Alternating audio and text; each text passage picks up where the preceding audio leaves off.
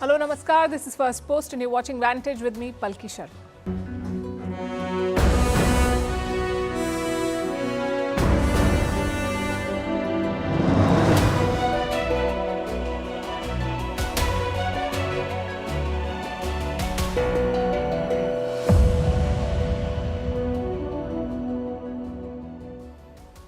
Another week, another Western power harbouring Khalistani terrorists. This time it is New Zealand, where a pro-Khalistan referendum was held.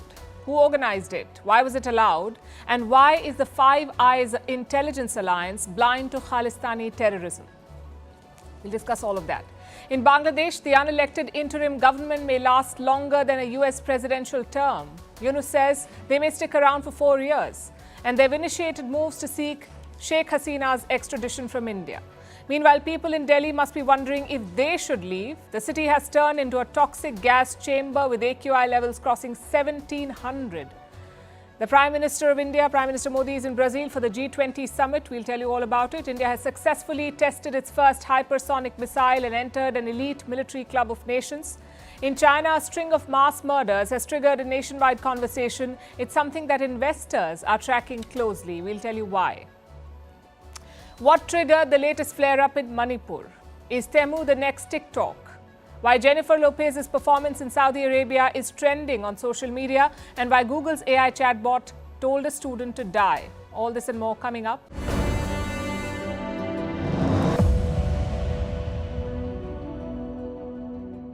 Delhi Banaga! Delhi Banaga!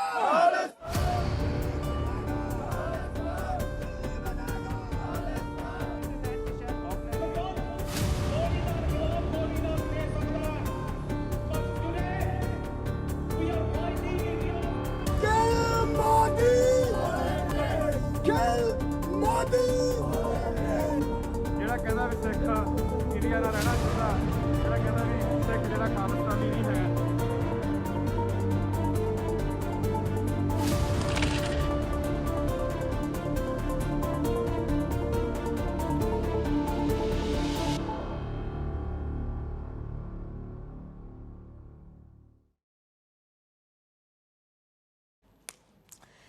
Here's a riddle.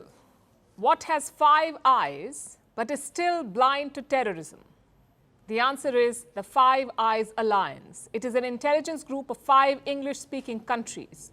We've spoken about them before: the United States, Canada, the United Kingdom, Australia and New Zealand. These 5 countries are part of an intelligence alliance called the Five Eyes. 5 countries, 5 eyes, but they clearly have a blind spot, and that is Khalistan. Just look at these pictures from Auckland in New Zealand. On Sunday, Khalistanis organized a referendum there, a vote to carve out a Sikh country from India, a vote to divide India. It was organized by Sikhs for Justice, part-time defender of Canadian plumbers and full-time promoter of terrorism.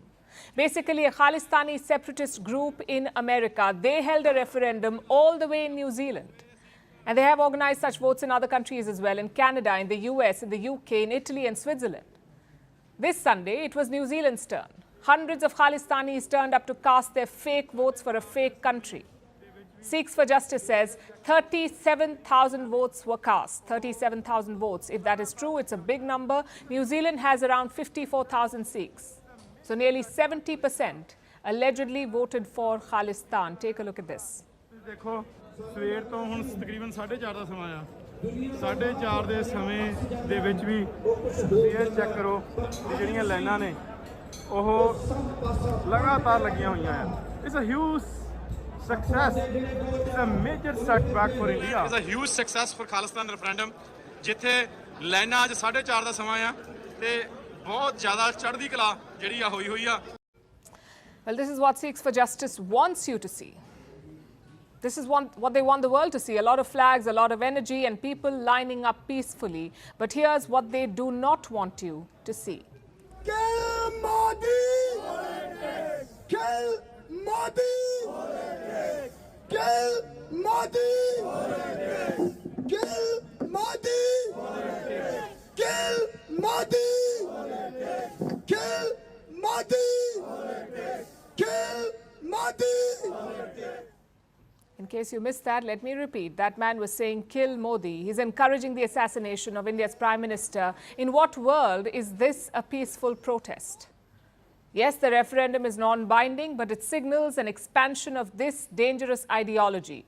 In 2021 and 2022, 2 Khalistan referendums were held in the United Kingdom. Then in Canada, 2 votes were held in 2022 and 23 last year. In Australia, 1 referendum was organized last year, and the US has also hosted multiple such votes. The first round was in San Francisco this year in January. The second was in March 2024, again this year. All these votes were organized by Sikhs for Justice. They say tens of thousands of people took part in them. Do you see what's common in this list? All of these are Five Eye countries. They've become breeding grounds for Khalistanis, whether it's attacks on Indian missions or such referendums for Khalistan or violent threats against India. Why does this keep happening in Five Eyes countries? Let's look at the situation in New Zealand. India had flagged this referendum to their government. Earlier this month, Foreign Minister Jaishankar met his New Zealand counterpart. Among the issues discussed was this, the Khalistan referendum in Auckland. So why did the authorities not stop it? Because of the same old argument they give, it's freedom of speech and assembly. We've heard that from Canada. We are hearing it from New Zealand. Secondly, these countries are home to a large Sikh diaspora. That gives us an opportunity, to the likes of Sikhs for Justice, to brainwash, to peddle fake news and to rally support. Just consider the Auckland vote. It was organized by Avtar Singh Pannu. He's the president of Sikhs for Justice. He's also the brother of Gurpatwant Singh Pannu, sort of like the tag team champions of separatism. Avtar Pannu spent more than a month in New Zealand. He personally mobilized support for this referendum and he faced no pushback. Now imagine if this vote threatened America's sovereignty or Britain's sovereignty. Would New Zealand have allowed it? Chances are no. But they're more than happy to undermine India's interests. It is frankly a losing strategy. Justin Trudeau tried to shield Khalistanis in Canada. Look at where India-Canada ties are. Look at where Trudeau's political fortunes are. New Zealand should avoid that mistake. As for India, the message is clear. Sikhs for Justice is well funded and well organized. They're spreading their propaganda across Western societies. They're basically waging an information war against India. So India must adapt and counter accordingly. Fight Khalistani propaganda with facts. We can't bank on the Five Eyes eventually opening their eyes. India must force them to open to show the reality. Pannu has already announced his next referendum. That's in Los Angeles in March 2025. So now is the time to go on the offensive to build a global case against Khalistanis.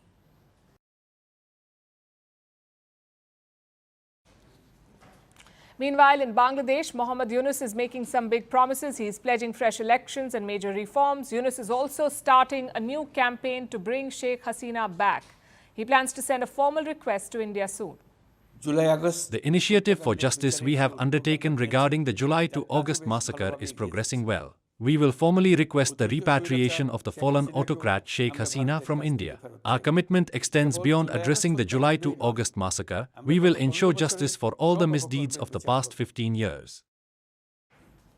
Hours after that statement, there was another news flash from Dhaka. Bangladesh charged over a dozen former officials. This includes 11 former ministers, a judge and a former government secretary. All of them held top positions in the Sheikh Hasina government. Now all of them have been accused of, and I'm quoting, enabling massacres. That is the charge against them. And that's not the end of today's newsworthy developments from Dhaka. This was followed by an announcement. Investigators have been given 1 month to finish the probe against Sheikh Hasina. They have to submit a report by the 17th of December. And who has set this deadline? The International Crimes Tribunal of Bangladesh, a body that Hasina herself had set up many years ago to investigate the genocide of 1971. That's when Bangladesh fought for its liberation from Pakistan. Now the same tribunal is investigating Sheikh Hasina. It has launched at least 3 probes of mass murder against her. And this is all on expected lines. With these cases, a foundation has been laid. An investigation will follow, an investigation with a predetermined outcome. And the final report will provide the basis for action against Sheikh Hasina. That's when the formal extradition request is expected to come. In fact, Dhaka has been exploring other means too, like the Interpol. Last week, they reached out to the Interpol seeking their help to bring Hasina back. If there was any doubt over their intent, it is being dispelled with each passing day, which brings us to India. New Delhi will have to take a decision soon on how far it wants to go to shield an old friend. Will India consider the request to send Hasina back? Should India consider such a request seriously? We ask because it comes from Muhammad Yunus and his team. They're not elected representatives. Yunus is not a prime minister or a president. Yunus is a chief advisor, leading a government in transition. Yes, he's promised fresh elections, but he refuses to set a deadline. I am not sure how much reform we will be able to make, but I promise you, if you give us the opportunity, we will complete some mandatory reforms and then go for the highly sought-after election we all are looking for. I would request you to keep patience till then. We want to create an exemplary electoral system that can be followed for years. It will save our country from annual political crisis. To ensure these, I am asking for the necessary time from you. Muhammad Yunus was handpicked to restore order when Bangladesh was burning. But now it seems his own reforms agenda is going up in flames, and he said this himself, that he does not know how much progress he will make. Instead of restoring democratic institutions, Yunus is prioritizing appeasement and freebies. He has announced a compensation for those who protested against Sheikh Hasina, a compensation of 30 lakh taka, that's around $25,000 for every victim of the anti-government protest last year. And what about the elections? On this, like you heard him, Yunus wants Bangladeshis to be patient because he may stick around for another 4 years. Again, these are his words. This is what Muhammad Yunus said in an interview, that the interim government could run the country for up to 4 years. Political parties in Bangladesh are unlikely to agree to this. Parties like the BNP, they're becoming impatient. BNP is the Bangladesh Nationalist Party, the party of Khaleda Zia, arch-rival of Sheikh Hasina. BNP members have criticized Yunus for avoiding deadlines on reforms. They want a clear roadmap to elections, and they're unwilling to wait for more than a year. The party has even threatened protests. Now, what does all of this tell you? Bangladesh is far from achieving stability. In fact, they may be facing more challenges ahead, and that's a worry for India too. India's High Commissioner to Dhaka has spoken. He said that they've maintained ties with Dhaka despite the evolving political situation. As for the status of Sheikh Hasina, he said, and I'm quoting, the relationship cannot be reduced to a single agenda or issue. Not sure if Muhammad Yunus will pay heed to this. India-Bangladesh ties cover a diverse range of interests and a long history. And they should not be held hostage to politically motivated campaigns.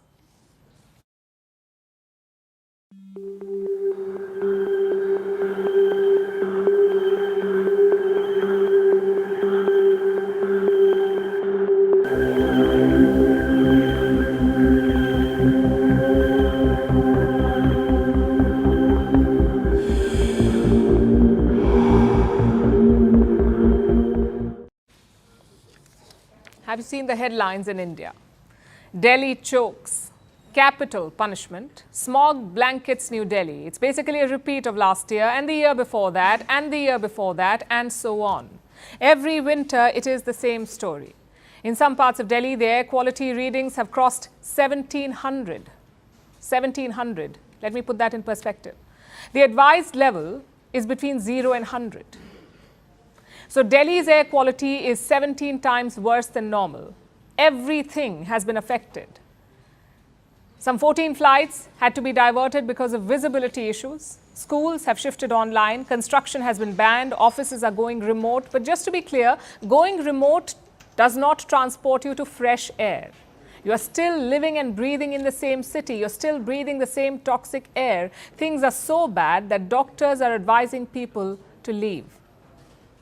Whenever people who have some sort of mild allergy, they come to Delhi, they get affected because of the pollution, and all their allergies and ENT infections and chest infections go up. So they obviously, of course, I advise them if it is possible for them to move out, better to stay away from this place and stay at places where the pollution is not much. So people in Delhi have three options. A, breathe the toxic air. B, leave the city and their life behind. Or C, buy air purifiers and bunker indoors. This is what you get for being tax-paying, law-abiding citizens. Squid games with bad air. But guess who's better off even now? It's the people we voted for, the people we selected to solve such problems. All of them live in Lutyens, Delhi. It's where all the official residences and embassies are. The AQI there is around 500, which is bad, but not as bad as 1700 certainly. They have a nice tree cover in those areas, plus the rules are strict. Last month, parking fees in Lutyens, Delhi was doubled. The idea was to discourage drivers from visiting the area. And don't forget the air purifiers. From 2014 to 2017, at least 140 purifiers were purchased. Do you know for whom? 6 government ministries. In 2018 and 2019, 159 more purifiers were bought, again for government ministries. In the new parliament, even that is not necessary because the building has an inbuilt air purifying process. All of it, by the way, funded by you and me. And what if you want to buy an air purifier? Get ready to shell out a minimum of 10 to 15,000 rupees per room, including, of course, 18% GST. Do you see how absurd this is? Clean air is one of the few things that should be available for free. Today, the Supreme Court of India called it a constitutional right. Not like roads or electricity, clean air is a simple human right, yet in Delhi, it's either not available at all or it is available at a price. What does that tell you? That our politicians have failed us. They will tell you to avoid diesel cars, they will tell you to work remotely, they will tell you to stop construction work, they will tell you to buy solar panels, all while sitting in front of a purifier funded by the people. Where are the solutions? For a change, China is an example worth following. Look at what they did. Their skies looked exactly like Delhi in the last decade, smoggy, yellow and toxic. Do you know what Beijing's AQI is right now? It's 63. Shanghai is 38. They are well below global recommendations. How did they do it? With meaningful solutions, apparently, like investing in electric vehicles, shutting down coal plants, turning cities into walking zones. Another example is Cairo. In 2019, their AQI was 13 times higher than normal. Today, it's just 53. Even some Indian cities have achieved this. 21 Indian cities have cut their large particulate pollution by 40%. So why can't the capital, Delhi, do it? For starters, our politicians are not on the same page. Here, pollution is political. For the BJP, stubble burning in Punjab is the problem because Punjab is ruled by the opposition.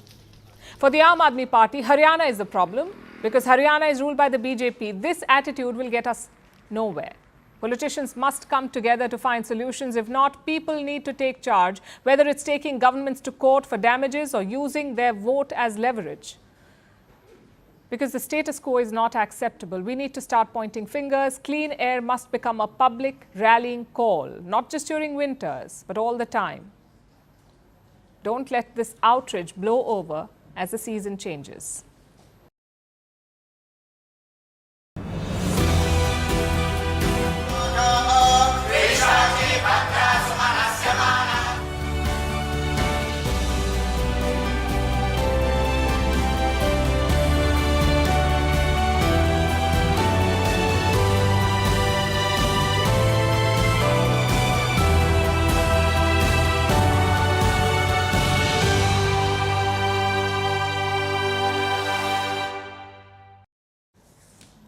Prime Minister Narendra Modi has landed in Brazil. He's got a couple of busy days ahead because it's time for the G20 summit. Remember, India hosted this meeting last year. Now it is Brazil's turn. The summit is being held in Rio de Janeiro, which is the country's second most populous city. It will bring together 20 of the biggest economies in the world, plus the European and African unions.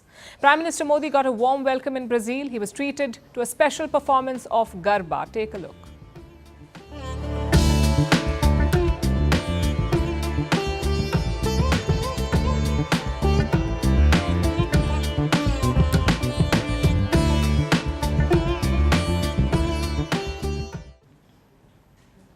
We'll be tracking the G20 developments, but tonight the focus is elsewhere. It is on Prime Minister Modi's first stop before reaching Brazil, the African nation of Nigeria.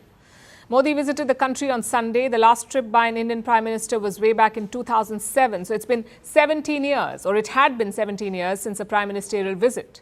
Nigeria honoured Prime Minister Modi with a national award, the Grand Commander of the Order of Niger. It's their second highest award. Take a look.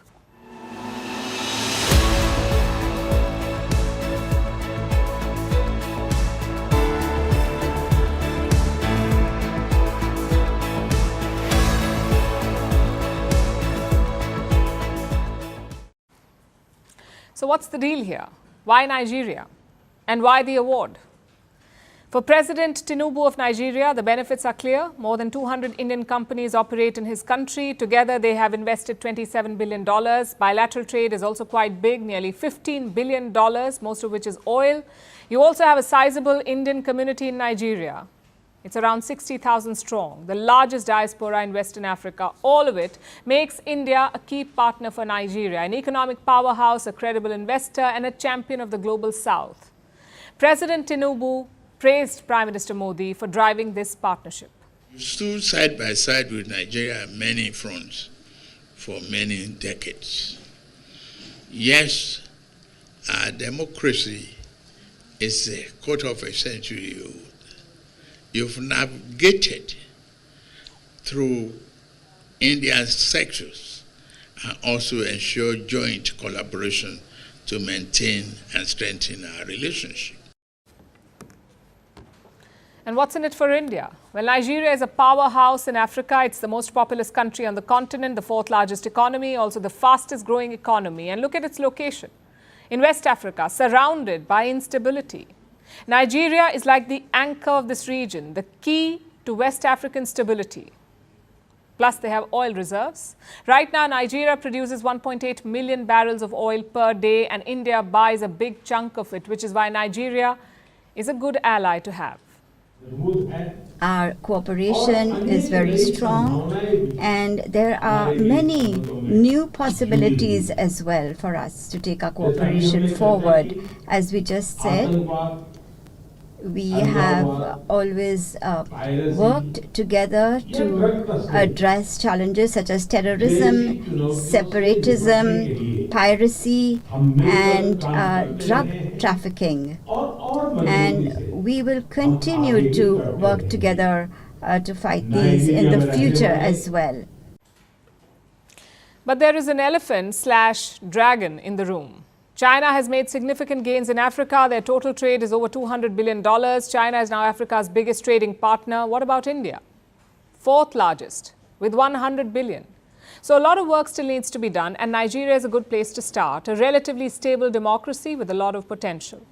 Prime Minister Modi and President Tinubu signed 3 deals. They cover cultural exchanges, customs cooperation, and survey cooperation. But during the talks, both leaders highlighted other areas as well, like security and energy.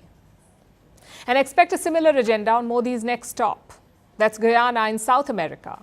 The Prime Minister will visit Guyana after the G20 summit in Brazil. Again, why this country? Why Guyana? Well, there is a historical connect. Around 40% of Guyana's population is of East Indian origin. They came as laborers in the 1800s. More recently, Guyana has undergone an oil boom. From 2020 to 2023, their oil output increased by 425%. As a result, their GDP has skyrocketed. It rose by 38% last year. Imagine that. A nearly 40% GDP rise in 1 year. Clearly, India wants a slice of that pie. Last year, New Delhi hosted Guyana's President Irfan Ali. He was the chief guest on Pravasi Bharatiya Divas. It's a day that honors the Indian diaspora. So to sum it all up, Prime Minister Modi's trip is all about 2 objectives. One is to shore up energy supplies. You can never have too many supplies in this volatile world of ours. And secondly, to expand India's strategic presence. China is making gains in South America and Africa. An isolationist Donald Trump will soon take charge of America, so India cannot let China run away with it. New Delhi may not be able to match Beijing's checkbook, so it's leveraging other attributes, like a common democratic heritage. We heard Nigeria's president talk about that, or a common anti-colonial past. Guyana has a statue of Mahatma Gandhi in its capital. Prime Minister Modi is slated to pay tributes there.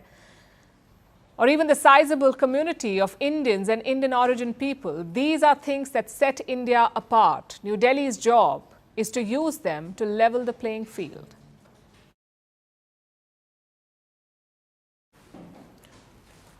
India has taken a hypersonic leap and entered an elite military club of nations. It has successfully tested a long-range hypersonic missile. This is India's first, and it's a big deal. Hypersonic missiles are fast, low-flying, agile weapons. They're so quick they can even evade conventional missile defense systems. This is what makes them game changers in modern warfare, and now India has successfully tested one. The only other countries to have hypersonic missiles are Russia, China, and the US. Like I said, an elite military club. So what do we know about India's new weapon? How far can this missile travel? How fast? What is it that makes it so special? And why is this a major step forward for India's military capabilities? Our next report tells you all of this.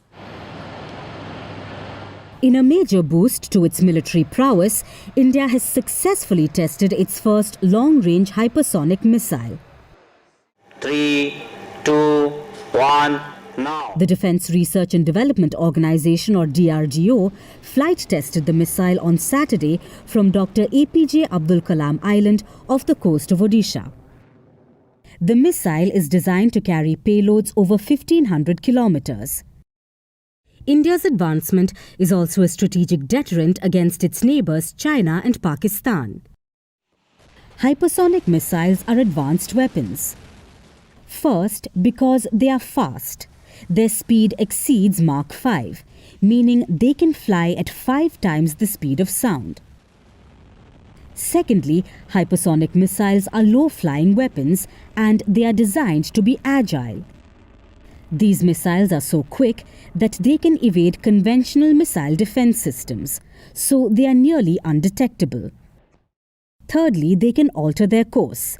The missiles can maneuver on the way to their target, unlike ballistic missiles, which follow a predetermined trajectory. And lastly, because they are so fast, hypersonic missiles can strike with extreme speed. They are effective against both surface and underground targets. Due to these qualities, hypersonic missiles are viewed as strategic game changers in modern warfare. And now, in what Defence Minister Rajnath Singh calls a historic moment, India is one step closer to deploying the high-tech weapon, which is in the arsenal of only a handful of countries. At present, only the United States, Russia and China have hypersonic missiles. Apart from India, few other countries are researching the technology, including France, Germany, Australia, Japan, Iran and Israel. After all, the very advantages that make hypersonic missiles special also make it difficult to develop. The high speed of the missile generates a lot of heat, so it needs to be made with advanced materials like heat-resistant alloys. Plus, its hypersonic flight demands precise navigation, which requires real-time communication systems. So, building the missiles is not only challenging, it's also expensive, which is why this feat has not been achieved by many nations. But India has developed it indigenously. This underscores Prime Minister Modi's commitment to self-reliance.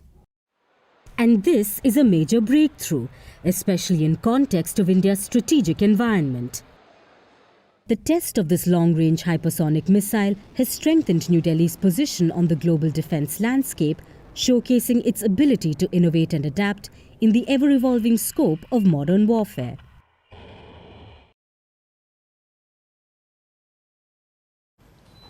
Now let's talk about China, where a worrying trend is emerging, a spike in mass killings and violent crimes.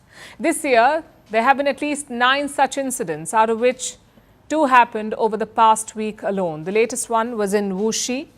It's a city in eastern China. It saw a mass stabbing over the weekend. A 21-year-old man was behind it. He went to his college campus and launched a killing spree. At least 8 people died. The attacker said he had no regrets. Reports say he confessed to his crimes, and I'm quoting, without any hesitation. Apparently, he did it because he was unhappy.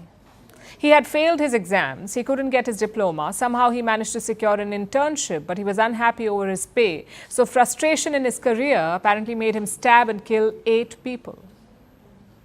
Now, even as a one-off case, this is disturbing. But this is not a one-off case. It's a trend in China. Economic hardship is driving people to extremes, even violent attacks. Earlier this month, a similar attack happened in Zhuhai. This is in southern China. The attacker was 63 years old, a 63-year-old man called Fan. He drove his car into a sports center and killed at least 35 people. Why did he do it? He said he just had a divorce and he was unhappy over how the assets were split. This was China's worst mass killing in a decade. It left many citizens shocked. It triggered a nationwide conversation. It is very shocking. My husband goes jogging there every night. I called him immediately and found out he wasn't free to go. I felt shocked.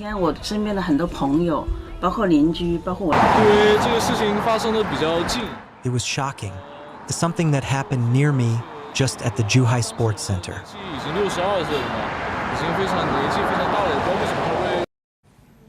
These attacks are signs of growing social unrest. Guess who is watching them closely? Money managers, people who make bets in Chinese markets. They're increasingly looking for more data on protests in China, on incidents of dissent and posts wiped out by Chinese censors. Investors are looking for all these signs. Banks like Morgan Stanley have come up with an index.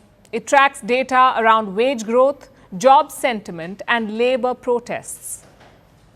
It is an innovative strategy, but it also begs a question. Why are investors taking investment decisions based on protest data? Because this is China, where economic data is either unavailable or unreliable. Last year, Beijing stopped publishing an important data set, the youth unemployment data. It showed how many young people were without a job in China. Beijing stopped releasing the data because the numbers were not looking good. And this was in August last year, when youth unemployment was at a record high. Then 5 months later, it resumed releasing the jobs data. But experts are not sure if the numbers can be trusted. China is infamous for its lack of transparency. It has censors that work overtime to manipulate and distort public information. Last week's car ramming was wiped off the internet. Hashtags on the crash were restricted. Internet users were unable to search for the story. Journalists reporting it faced a crackdown. We have an example. A foreign correspondent tried to report on last week's car crash. He arrived at the crash site with a camera crew. He tried to film the scene and prepare a report. A man intervened, trying to stop him from recording. Reports say this man was a local Communist Party official. Clearly, Beijing is wary of any bad news getting out. Perhaps it knows that investors are watching all of this for signs of discontent and dissent. Beijing spends a lot of effort in cooking data, blocking bad news and amplifying positive headlines. But despite all such efforts, it seems to be losing control of the larger narrative, and the tension is exploding in the worst forms, with people turning on each other.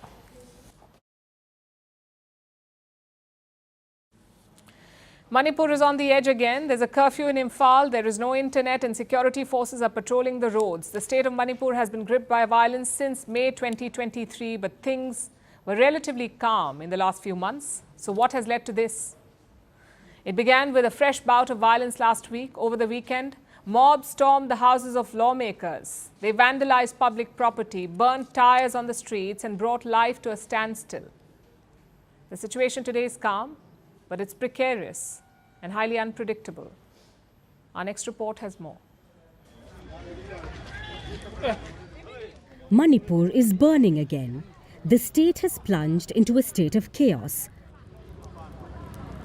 Across Imphal Valley, houses burned, cars vandalized, attacks on residences of lawmakers, angry mobs on the roads, and an internet ban in place. Life is paralyzed once again in Manipur. The latest bout of violence began on November 11th. 10 people were killed in police firing. Authorities called them armed militants. The tribal council said they were Kuki village volunteers. This took place in Jiribam, a small district located in Manipur's westernmost region. Soon after, 3 women and 3 children were abducted. They belonged to the Métis community. On November 15th, bodies of a woman and 2 children were found in a lake. On November 17th, the rest of the bodies were discovered from a river. The news led to a rampage. Angry mobs attacked the residences of lawmakers, set tires on fire, burnt down houses, and even attacked 3 churches. Over the weekend, they targeted the ancestral home of Chief Minister Biren Singh, but were stopped by security forces. A mob also attacked the RSS office at Harauru.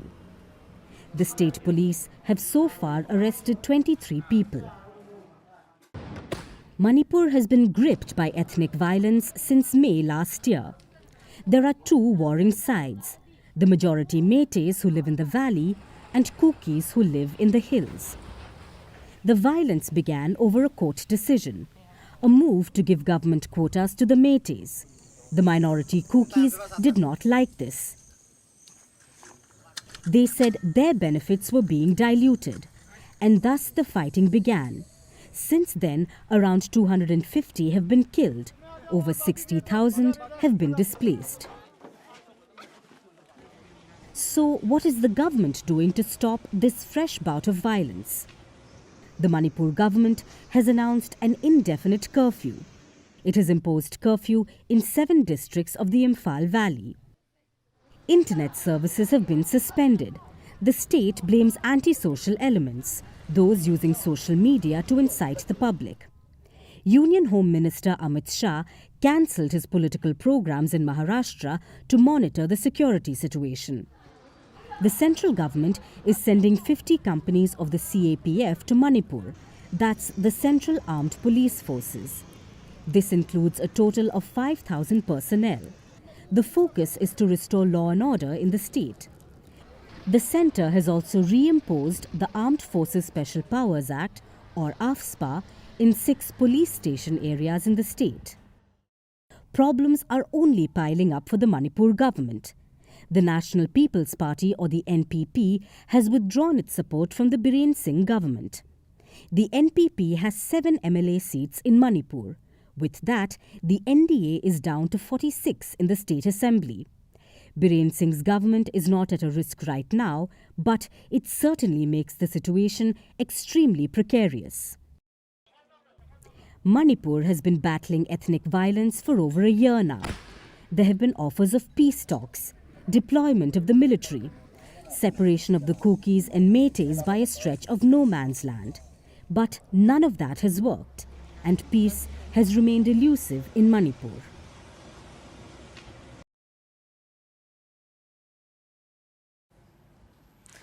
In August this year, Colin Huang was crowned China's richest man. Let me tell you his story first. Colin's parents were factory workers in China. He went to study in the United States. Then he got a job at Google. In 2007, he quit that job and returned to China. Then in 2015, he founded something called PDD, an online marketplace aimed at creating a group shopping experience. It made Huang a rich man. But the dramatic rise in his fortunes came in 2022. That's when things really took off, because that is when Huang launched Temu, PDD's international app. Temu launched in the United States. In the beginning, it was just another shopping platform, but within months, it was on top of the charts. It had captivated millions of shoppers and outpaced rivals like Shein. Currently, Temu controls 17% of America's online shopping market. This is the 3rd largest after Amazon and Walmart, which have been around for more than a decade. Temu has soared in less than 2 years. The question is, what led to this boom? Is Temu the new TikTok? And why is it so controversial? This Chinese app follows a clear, simple strategy: offer everything at incredibly low prices, from cleaning tools to clothes to novelty gifts, even fake tongues. They offer all of it at prices that seem too good to be true. And how do they do it? By burning cash. They say right now they do not care about profits, they just want to capture market share. So they sell sneakers for less than $6.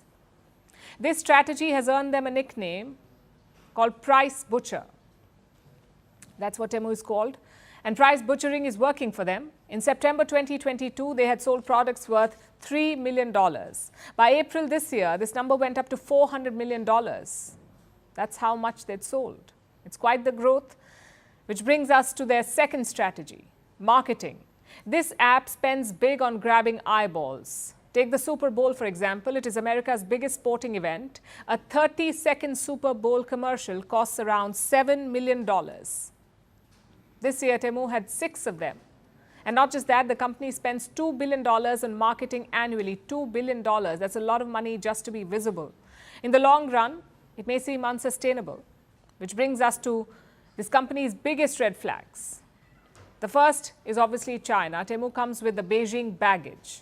Like TikTok, there are national security concerns. Authorities fear that this is just another data collection platform. It's something that Temu has tried to shrug off.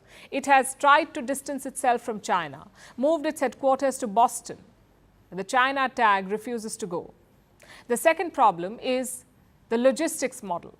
Temu does not ship products in bulk. It bundles individual packages and then sends them to various countries.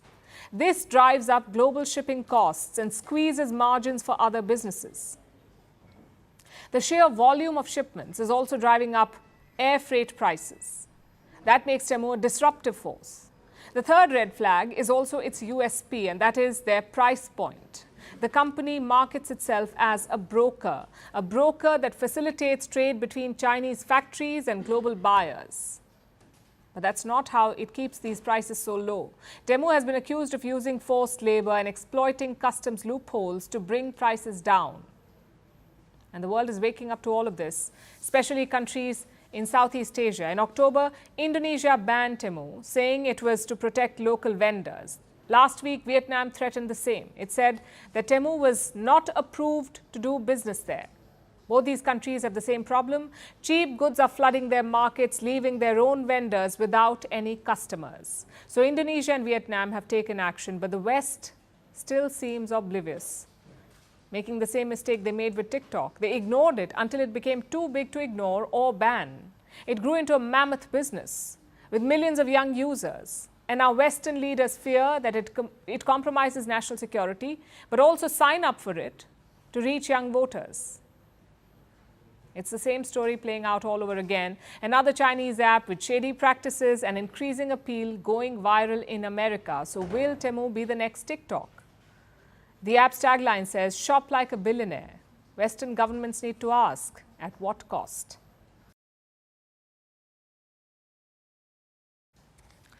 Now let's talk about Saudi Arabia. It was once a conservative oil kingdom. Religious police enforced strict dress code, women could not drive, and live music was banned. But in the last few years, Saudi Arabia has embraced change and seen a dramatic shift. It is shedding its conservative image and diversifying its economy. Last week, Riyadh hosted a fashion show, a grand gala featuring performances by singers like Celine Dion and Jennifer Lopez. It was nothing like anything the kingdom had seen before. But as it embraces modernity, some shadows of its past still linger. Our next report brings you the tale of 2 Saudi Arabias. Models in dreamy, shimmering gowns. A show-stopping gala, performances by international stars, the likes of Jennifer Lopez, Camila Cabello, and even Celine Dion. Lebanese fashion designer Elie Saab pulled all the stops for his latest fashion show, but what made more noise was the venue. It was Riyadh, the capital of Saudi Arabia. I cannot be more proud of what's happening now in Riyadh and Saudi Arabia overall. I mean, look at this. Look at the beautiful names we have here in the middle of Riyadh. There is a lot of harmony with the idea of evolution that is taking place in Riyadh in terms of being up to date to art and culture. Having someone as important as Elie Saab extremely fits with this beautiful event Riyadh season that cares for art and culture. For decades, Saudi Arabia has been defined by its conservatism. The discovery of oil in 1938 reshaped the country's future, turning it into a global economic powerhouse. But despite its wealth, the kingdom clung tightly to its traditions and religious values. After all, it was the birthplace of Wahhabism, a movement adhering to a strict interpretation of Islam. It shaped every aspect of Saudi life, from the justice system to the daily lives of its people. Until 2018, women here could not even drive cars. But the 21st century brought winds of change. Under the leadership of Crown Prince Mohammed bin Salman, Saudi Arabia launched Vision 2030. It was a bold plan to diversify its economy, reduce dependency on oil, and present itself as a modern, progressive nation. It's about reshaping how the world sees Saudi Arabia, and perhaps more importantly, how Saudi Arabia sees itself. Events like the Elie Saab fashion show are just one of the many examples. The kingdom is embracing concerts, parties, sports events, and even art, all to showcase a new Saudi Arabia. One that's eager to welcome the world and shed its conservative image. But this transformation comes with stark contradictions. Even as the kingdom dazzles the world with concerts, its justice system remains one of the harshest in the world. In 2024, Saudi Arabia executed 101 foreign nationals, which is more than the combined figure from 2022 and 2023. Human rights groups have criticized Riyadh's rampant use of the death penalty, calling it excessive. Most of these were foreign workers in the kingdom. They often also lack access to fair trials. So while Saudi Arabia showcases a modern face to foreign tourists, the reality for many, especially foreign workers, is vastly different. The executions are a stark reminder of that of Saudi Arabia's dual realities, glamorous events for tourists and celebrities versus stringent punishments for others, showing that for the kingdom, even reforms have their limits. Riyadh's younger generation, inspired by global trends, is eager for change. Yet, many still hold on to the values that have defined their kingdom for centuries. As Saudi Arabia races towards a new identity, it faces a question. Can it truly reconcile the two sides? The conservative oil kingdom and the modern progressive nation. Right now, Saudi Arabia is both, and yet neither fully.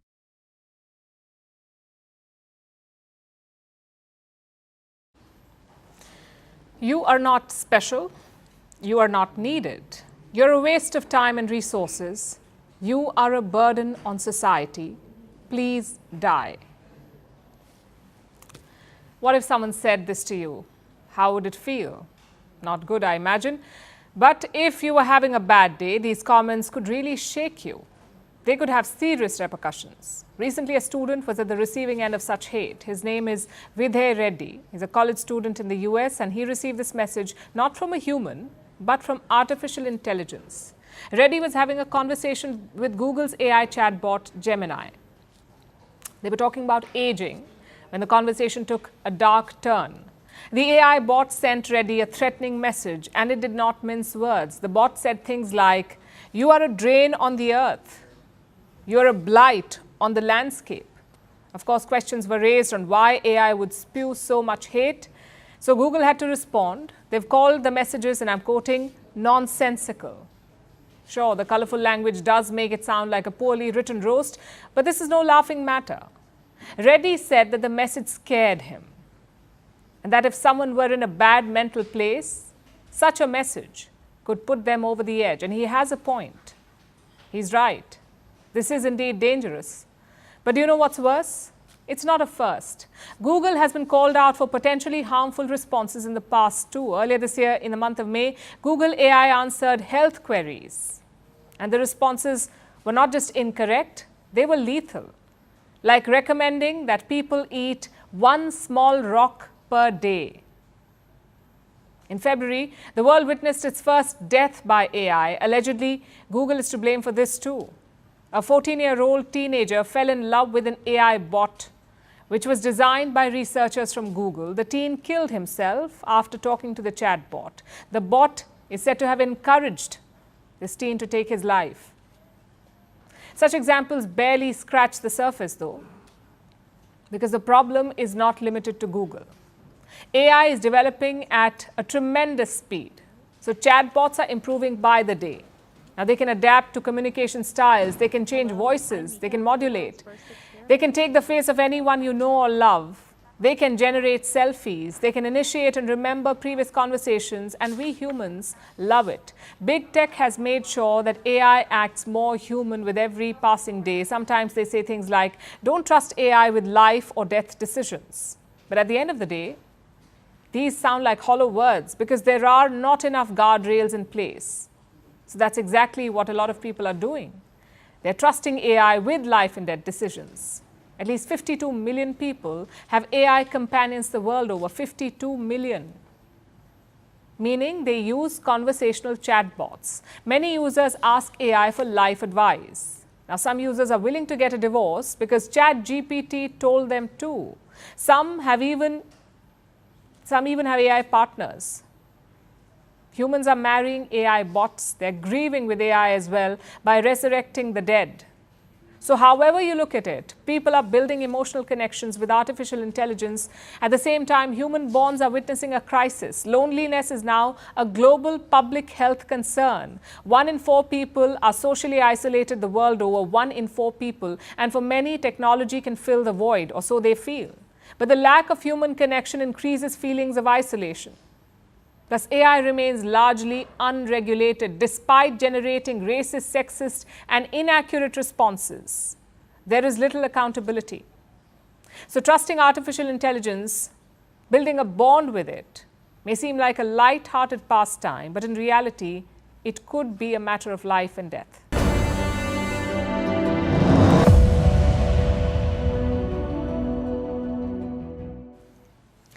Are you a fan of boxing?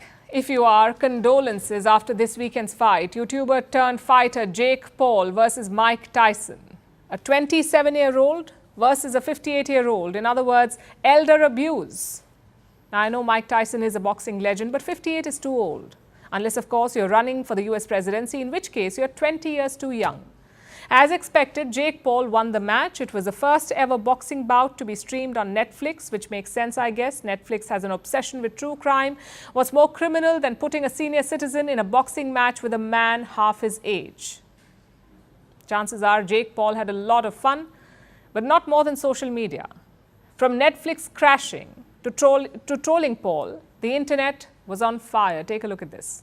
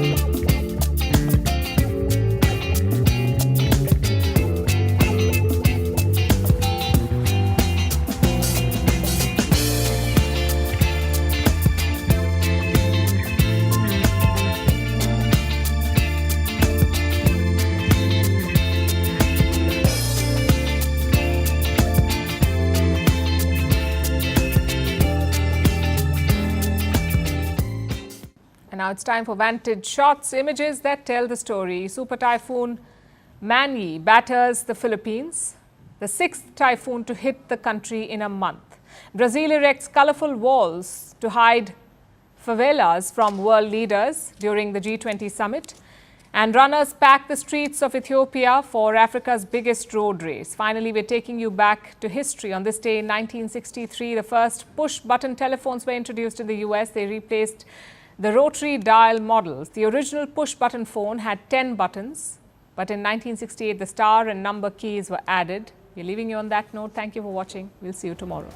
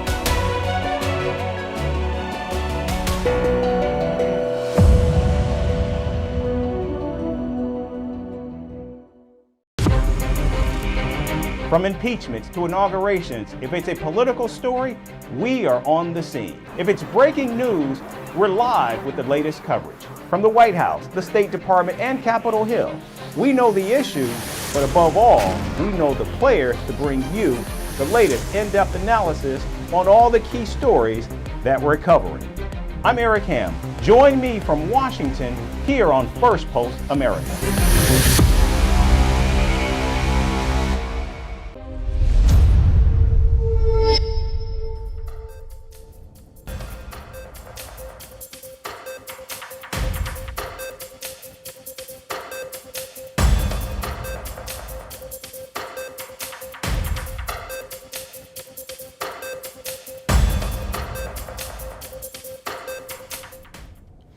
We begin in the United States, where President-elect Donald Trump returned to New York's Madison Square Garden to attend the Ultimate Fighting Championship on Saturday night.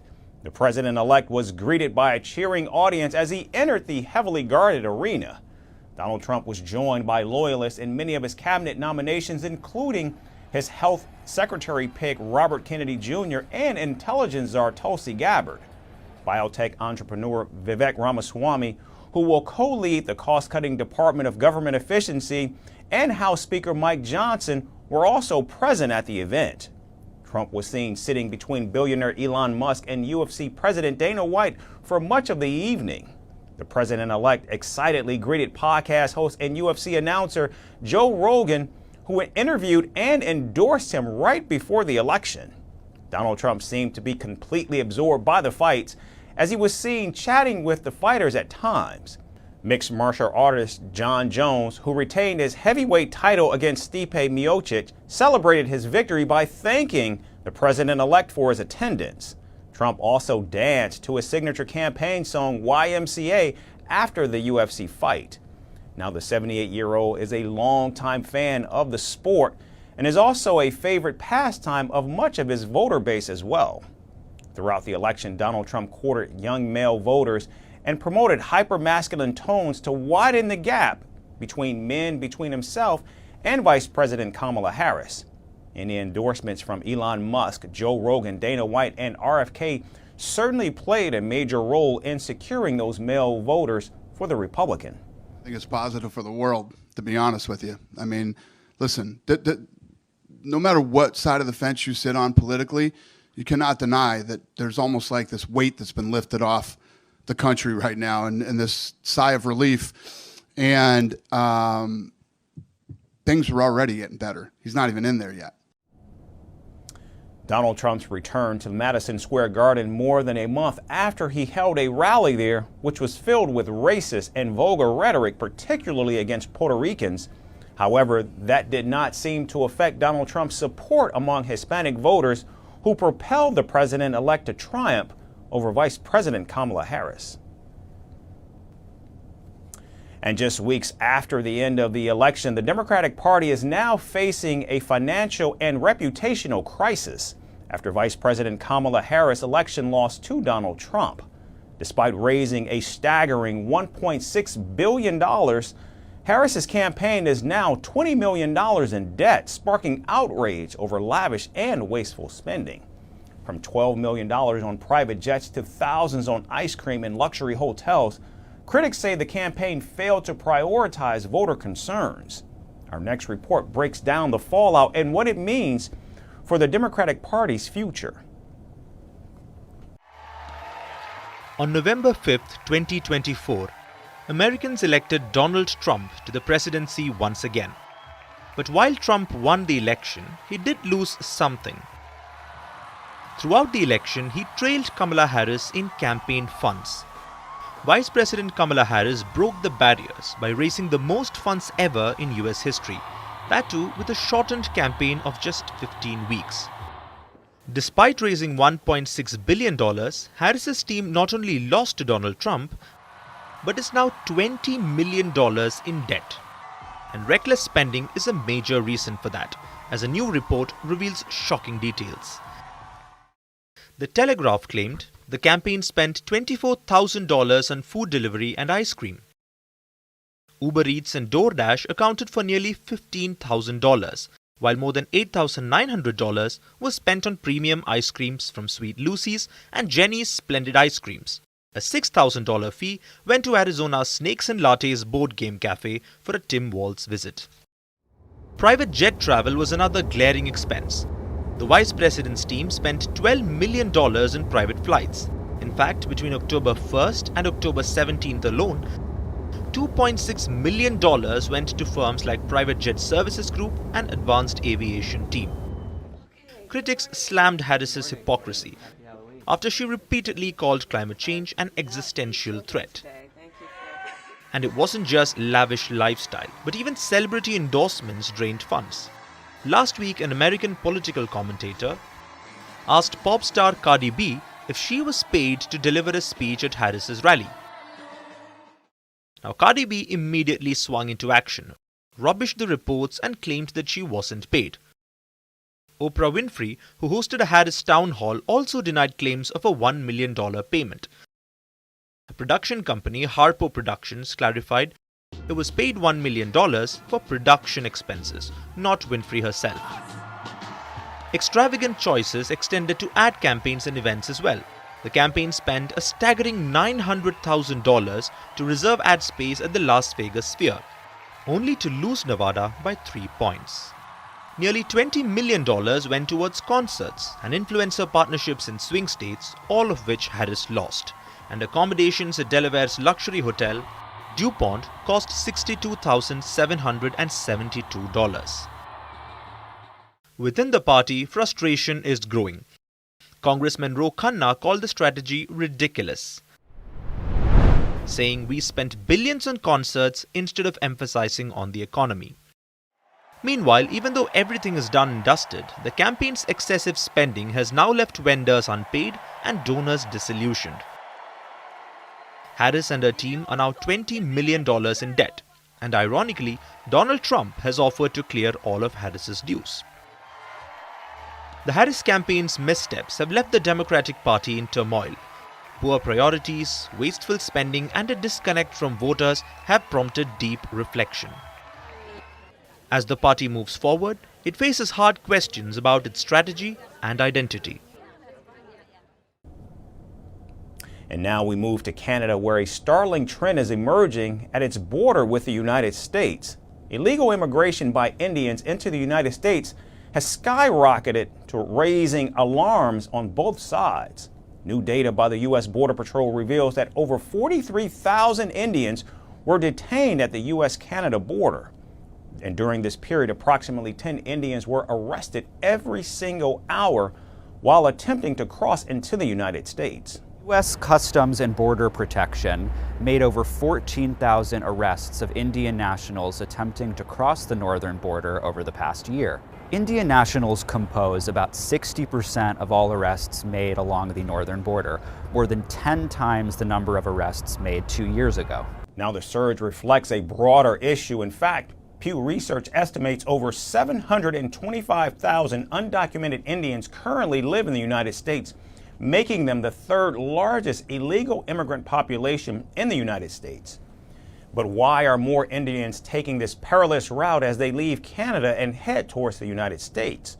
Experts point to a mix of factors, including political repression, rising extremism in Canada, and a long visa delay. In fact, Canadian Prime Minister Justin Trudeau even admitted that his government failed in cracking down on illegal immigration. Now, this comes almost 7 years after he promised to provide refuge to all asylum seekers coming into Canada. Some saw that as a profit to game the system. We saw way too many large corporations do this. Looking back, when the post-pandemic boom cooled and businesses no longer needed the additional labor help, as a federal team, we could have acted quicker and turned off the taps faster. Now, with more and more Indians fleeing Canada, Washington has put its borders on high alert. Moreover, as Donald Trump is poised to return to the White House, he's promising an aggressive crackdown on immigration. Led by his border czar, Tom Homan, Trump's team plans sweeping changes targeting both illegal crossings and Biden-era legal programs. And as the situation escalates, one question looms. Will the migrant crisis of the U.S.-Canada border dent bilateral relations between the two countries. And now shifting focus to North Korea, Kim Jong-un has launched a new and bizarre offensive against South Korea, and it's impacting residents across the border psychologically. Reports say Pyongyang has placed loudspeakers at the border which broadcast eerie noises like howling wolves, women screaming, gongs, and even the pounding of a broken piano. The victims of the latest noise bombing are people of the South Korean village of Dongsang who tolerate it for up to 10 to 24 hours every day. Villagers say the sound bombardment is unbearable, irritating, and stressful, and it would have been better if North Korea blared insults and propaganda songs on the speakers, as human noises are in fact still tolerable. The noise bombing is not only causing headaches and insomnia, but it's also led to goats miscarrying, hens laying fewer eggs, and the sudden death of pets. Since the 1960s, loudspeakers have been a way for the Korean rival nations to broadcast propaganda across the border, with Seoul enticing North Korean troops with K-pop tunes and Pyongyang calling itself People's Paradise. However, the noisy offensive shows just how relations between the two have plummeted under North Korean leader Kim Jong-un. North Korea has been threatening the safety of our citizens through despicable acts such as the dispersal of trash balloons and GPS jamming. Moreover, North Korea is isolating itself from the international community by conducting bombings on the Jiangui and the Donghi lines, turning itself into a harsh prison. We will not tolerate this and warn that North Korea will be held responsible for any consequences that follow. Our military, under the strong South Korea-US defense posture, is closely monitoring North Korea's activities and is maintaining the capability and readiness to respond overwhelmingly to any provocation. Now, in recent years, Kim Jong-un has shut off all dialogue with Seoul and Washington and instead bragged about his nuclear weapons. Pyongyang has complicated things further by sending weapons and troops to Russia for its war against Ukraine. Meanwhile, Seoul has expanded joint military drills with Washington and Tokyo as a way to warn the North Korean leader of repercussions in case a war breaks out between the two nations.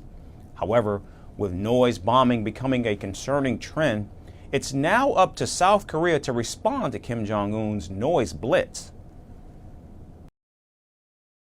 And finally, from Rome, Airbnb is bringing modern-day gladiators back to the iconic Colosseum. 16 tourists will get a chance to live out their dreams of being a warrior in battle. The $1.5 million deal between Airbnb and the Colosseum is backed by Italian Prime Minister Giorgia Meloni's party. However, locals are furious and are accusing the vacation rental company of turning the Colosseum into Disneyland. Here's the latest on Airbnb's plans of resurrecting Maximus.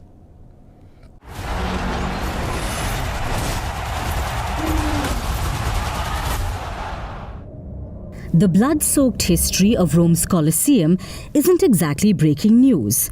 Back in AD 80, it was the ultimate gore fest, where thousands packed in to watch gladiators hack, slash, and occasionally dismember each other for the sheer thrill of it. Fast forward 2 millennia, and the once thriving amphitheatre now stands as a crumbling monument to humanity's obsession with violence. Well, that's until now. Airbnb, the vacation rental giant, has apparently decided to resurrect the gladiators and drag the Colosseum kicking and screaming into the 21st century. Airbnb has inked a $1.5 million deal with the Colosseum Archaeological Park to stage modern-day gladiator battles. 16 tourists from around the globe will don their metaphorical armor in May 2025 to live out their inner Russell Crowe fantasies, all in the name of promoting Ridley Scott's Gladiator 2. The experience is free. However, participants are kindly reminded to sort out their own flights and hotels. How very noble. The project has its fair share of backers and critics. The Brothers of Italy, the ruling party led by Prime Minister Giorgia Meloni, are all for it. Federico Mollicone, head of the lower house's Culture Commission, even called the idea innovative. Because nothing says innovation quite like turning a UNESCO heritage site into a live-action movie promo. On the flip side, Rome's Councillor for Culture, Massimiliano Smeriglio, is fuming. He's demanded that Airbnb cancel the project but leave the cash behind, accusing the company of insulting the Colosseum's legacy. Erica Battaglia, the president of Rome's Culture Commission, warned against turning the ancient amphitheatre into a playground for pranks. It seems to me that the purpose of the Colosseum today is to be a tourist attraction, but not to have an amusement park inside of it, to host this kind of Airbnb initiative.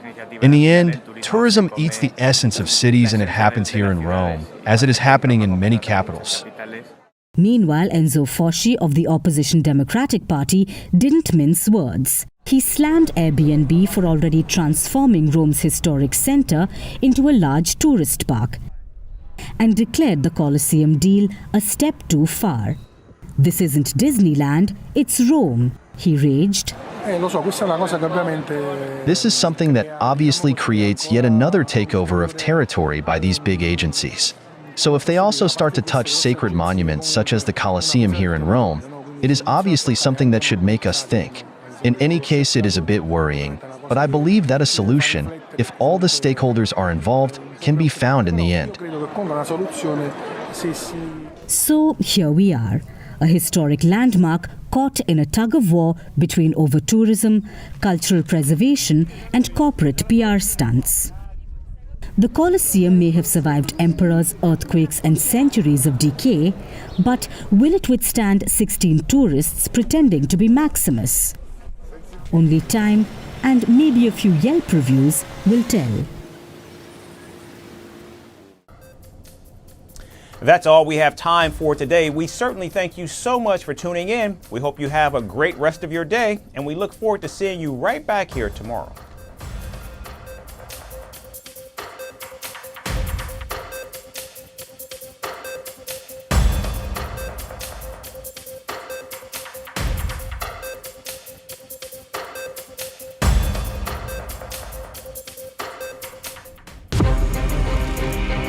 From impeachments to inaugurations, if it's a political story, we are on the scene. If it's breaking news, we're live with the latest coverage. From the White House, the State Department, and Capitol Hill, we know the issues, but above all, we know the players to bring you the latest in-depth analysis on all the key stories that we're covering. I'm Eric Ham. Join me from Washington here on Firstpost America.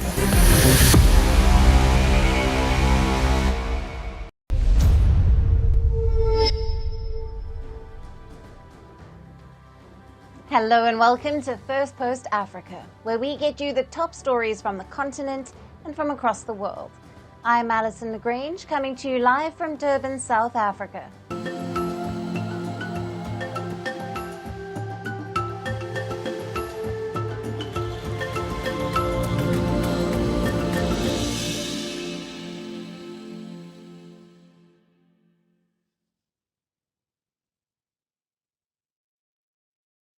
Hello and welcome. We begin in West Africa, where two democracies of the world have agreed to renew their strategic ties. India's Prime Minister Narendra Modi visited Nigeria over the weekend. Prime Minister Modi's visit to Nigeria was coming after a gap of 17 years. The last visit by an Indian Prime Minister to Nigeria was in 2007.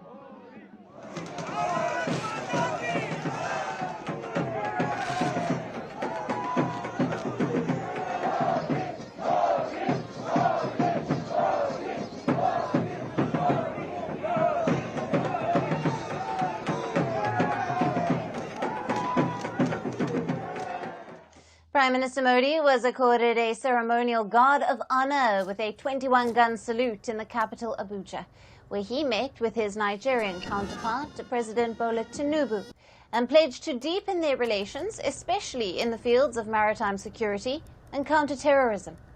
Prime Minister Modi had previously met President Tinubu at the G20 summit that was hosted by New Delhi in 2023. Speaking about the strong and cordial relations between the two countries, both leaders highlighted how there was a need to further strengthen ties and increase areas of cooperation.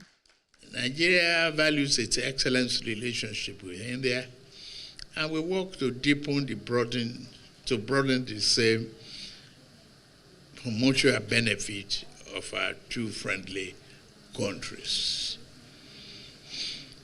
You represent a very strong commitment in democratic values and norms. You have been doing a good job. Excellency, we accord a high priority to our strategic partnership with Nigeria. We have a strong cooperation in several sectors such as defense, energy, economy, technology, health, education, and culture. Our cooperation is very strong, and there are many new possibilities as well. We have always worked together to address challenges such as terrorism, separatism, piracy, and drug trafficking. And we will continue to work together to fight these in the future as well. During their meeting, both the leaders agreed to increase their collaboration in the fields of trade, investment, education, energy, health, culture, defense, and people-to-people ties. Prime Minister Modi also offered Nigeria with India's experience in agriculture, transportation, affordable medicine, renewable energy, and digital transformation. Now, during their meeting, both leaders also discussed regional and global issues. President Tinubu acknowledged India's efforts to amplify the concerns of developing countries through the Voice of the Global South summits. Prime Minister Modi, in turn, appreciated the role played by Nigeria as the chair of ECOWAS and its contribution to multilateral bodies. Following their meeting on Sunday in Abuja, the two leaders also signed a memorandum of understandings on 3 key areas. The first was on cultural exchange programs, then the second was on customs cooperation, and the last one was on survey cooperation. Now, President Bola Tinubu also conferred Prime Minister Modi with the title of the Grand Commander of the Order of the Niger, which is Nigeria's second highest national honor. Prime Minister Modi was the first foreign leader to be conferred with this award since 1969. Prior to him, only Queen Elizabeth II of the United Kingdom had been presented with this award. After his meeting with President Bola Tinubu, Prime Minister Modi also interacted with nearly 60,000 Indian community members based in Nigeria. Speaking at an event, he highlighted how India has increased its role in Africa in the last 5 years. पिछले 5 साल में ही हमने Africa में 18 नई embassy शुरू की है।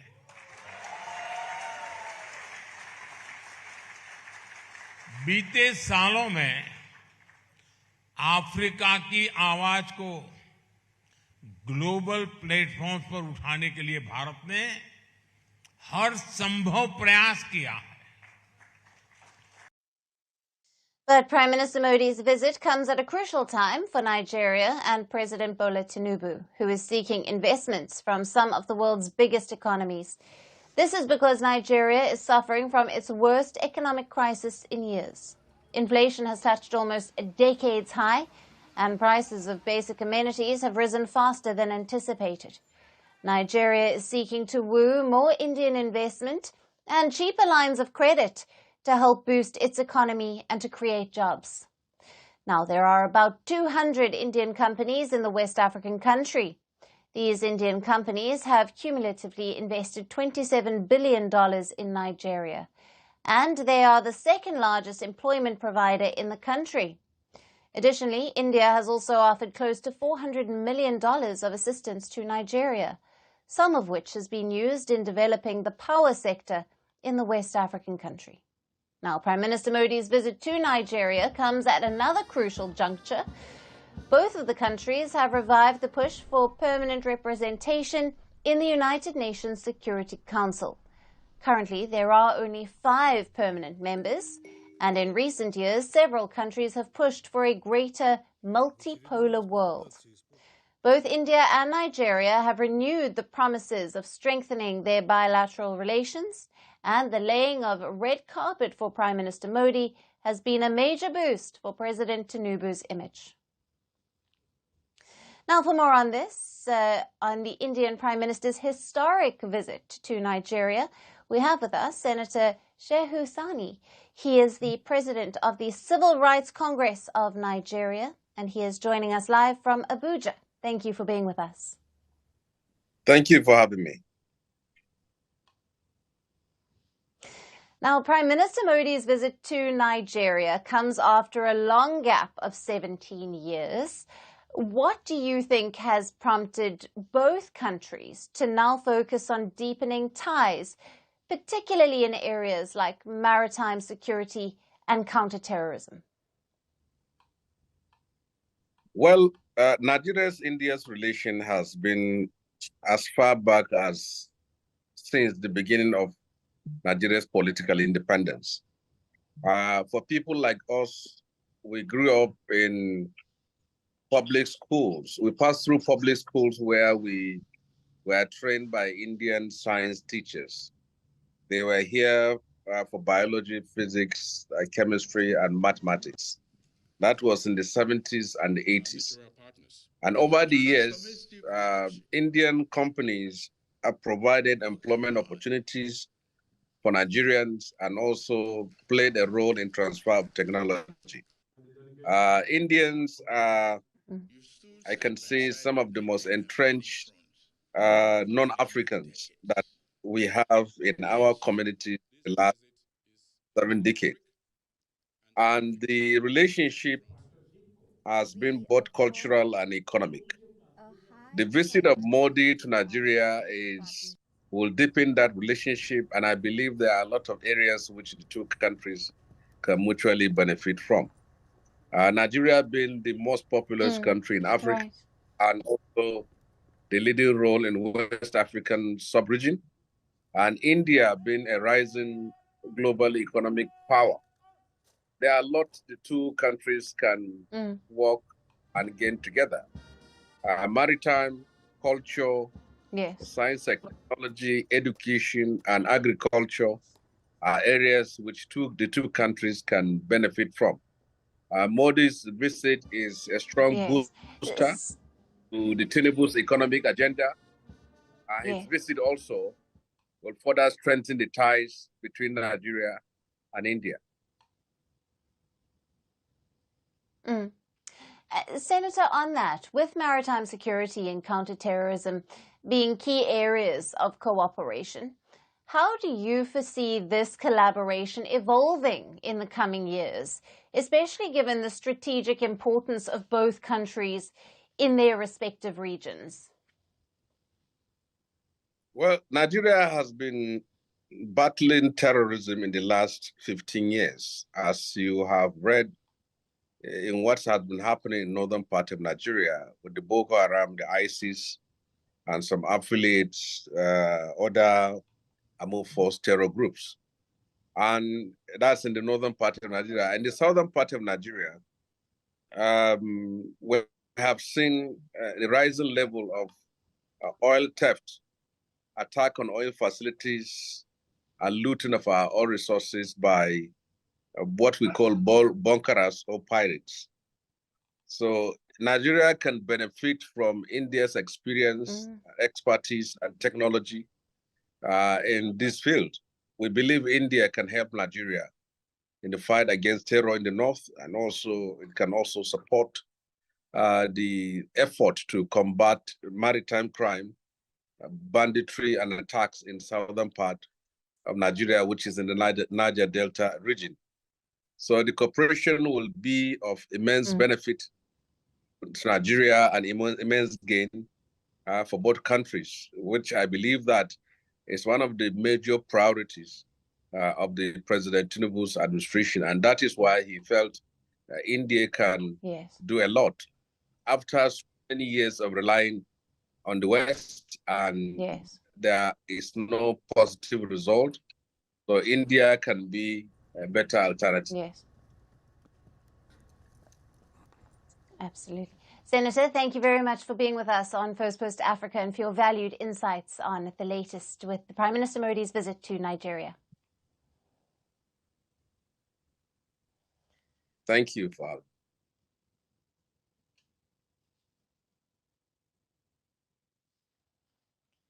Shifting focus now to Mozambique, the southern African country is on edge since the presidential polls in October, which extended the 49-year-old reign of the ruling Frelimo party.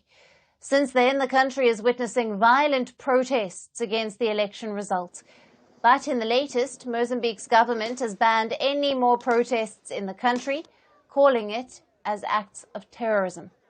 Mozambique's Interior Minister, Pascal Ronda, while announcing the ban, accused protest organizers of using drugged youth to destabilize the country. These protests have been mobilized by the opposition leader and the presidential runner-up, Venancio Mondlane, who is currently in hiding in South Africa. The weeks of protests have left several people dead and injured. Let us take you through how these deadly protests were triggered.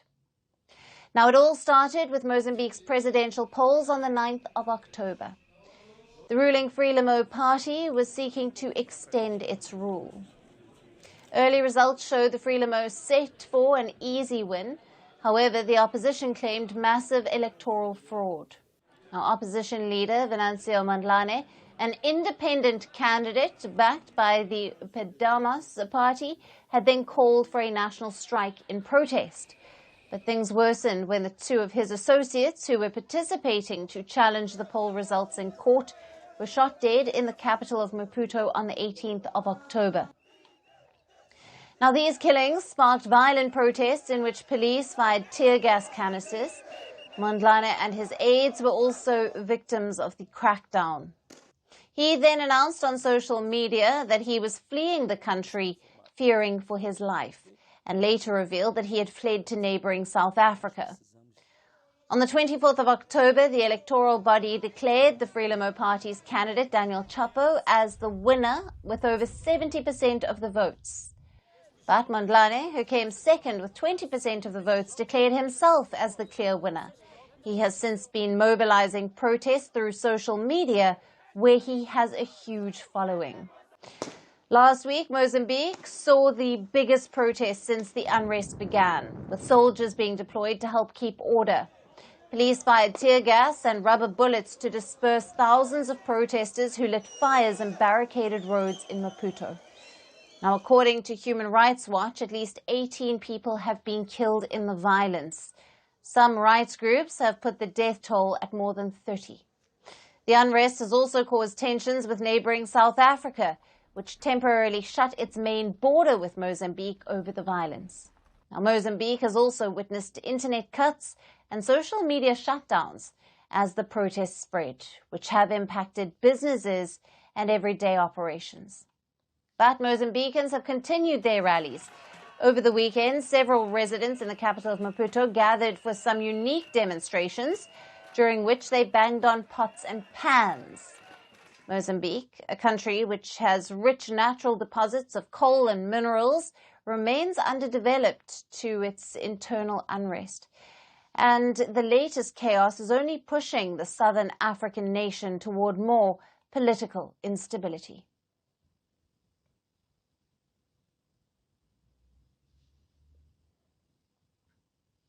And now turning our focus to the Democratic Republic of Congo. A mountain has collapsed in the Central African country, but the collapse has not brought any devastation. Instead, it is adding to the country's mineral wealth. The mountain, which recently collapsed in the DRC, has revealed tons of copper. A video capturing the dramatic fall of the mountain emerged on social media, and people can be seen running as the mountain collapses. The collapse occurred in the DRC's Katanga region, which is known for its rich mineral resources. It has been known for large-scale copper mining for more than a century. Currently, this region contributes more than 1/10 of the copper deposits of the world. The copper reserves contribute majorly to the DRC's economy. Copper is a highly sought-after resource. It is used in electronics, materials for renewable energy, and in construction. The DRC is already one of the largest copper producers in the world. So this discovery adds the possibility of further cementing its position in the global market and reaping more benefits. But the people of the DRC believe that there is a little possibility for that. Many of them are worried that the copper mountain collapse could bring foreign intervention in their country. People are not shying away from expressing their fears. Many of them have taken to social media to highlight their concerns. Now, some say that there is a white man somewhere smiling because of this mountain collapse, as they plan on intensifying the impoverishment of the people of the DRC. Now, some have been sharing how the West could be reacting with this discovery. Then some say that the US is now waiting to knock on the Democratic Republic of Congo's doors to promote human rights as well as democracy. And one user hopes that the British won't come and steal all of the copper. Then another said that the US, China, and Russia will surely be racing to send their troops to take all the minerals. On the other hand, there were many users who were distressed over how the DRC is not reaping the benefits of its mineral wealth. They shared concerns that the country remains poor despite all of its resources. Apart from the copper, the DRC is also rich in cobalt, zinc, gold, silver, and a slew of other metals. Now, however, it has not been able to fully leverage these resources due to a long history of conflict, political upheaval, and instability. In addition, the large-scale mining of copper in the Congo has reportedly led to forced evictions, human rights abuses, and sexual assaults. So, with all of these challenges combined, the DRC has failed to take advantage of its resources, and its people, who are facing decades-long conflict and violence, are the ones frustrated. And for now, they are only hoping that such discoveries will bring prosperity to the nation.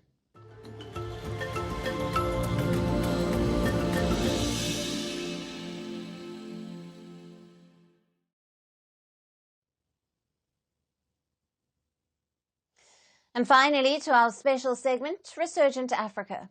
Amid the coups and the crises, there are many positive stories from Africa that often get overlooked, but not on this show.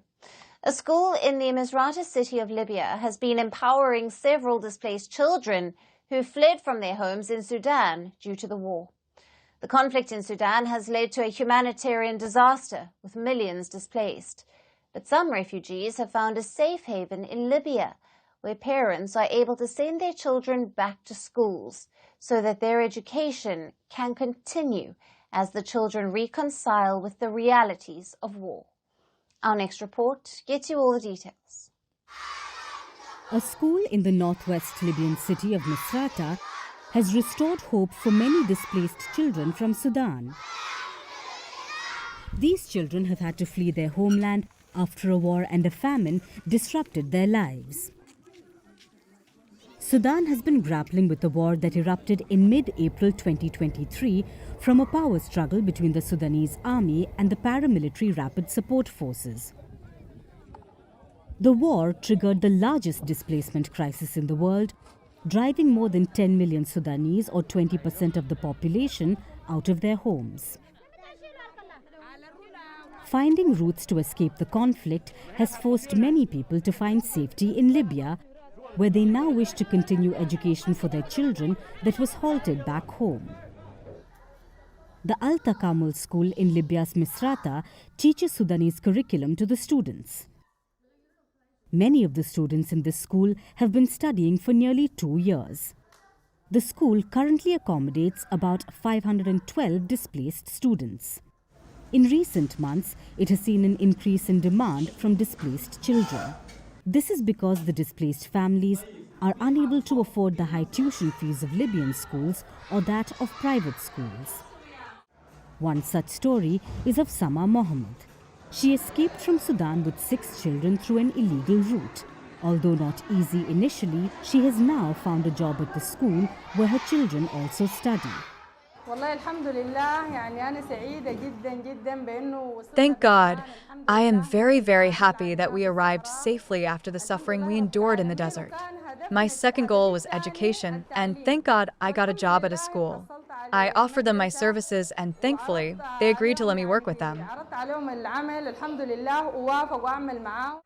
The Al Takamul school also provides education to children with special needs or those that are psychologically affected by the war. A large number of children are experiencing psychological stress due to the trauma from the war. So we started working on social integration support and building their self-confidence to help them recover from the impact of the war. Many of these children have come from the war in Sudan, and thank God they have found a good environment here. We are working with them to help them move beyond the difficult phase they were in. Mohammed is a child with special educational needs. He suffers from psychological issues, involuntary urination, fear and loss of appetite due to the war. His mother has now enrolled him into the Al Takamul school in Libya after she was unable to find an institution that could help her child with special educational needs. They used to study in Sudan, even those taking higher exams, and they attended the best schools with good levels of education. But now, due to the circumstances, many have dropped out. I have a lot of Sudanese products that I make, sell, and market to help them. Right now, I'm supporting Muhammad because he's the most affected among them and his situation is special. There are several more parents like that of Muhammad who are pulling in all the resources they have to get their children back to school. The Sudanese community in Misrata is also putting up an effort to make the lives easy for those fleeing from the conflict. We are trying as much as possible to provide them with the simplest forms of a decent living and to ensure our children receive education so they can continue their studies. After the horrific experiences that these children have suffered, schools like Al Takamul in Libya are becoming a space which gives them a glimpse of normal life. And that's it on the show for today. We will see you again tomorrow at the same time. Thank you for watching and goodbye.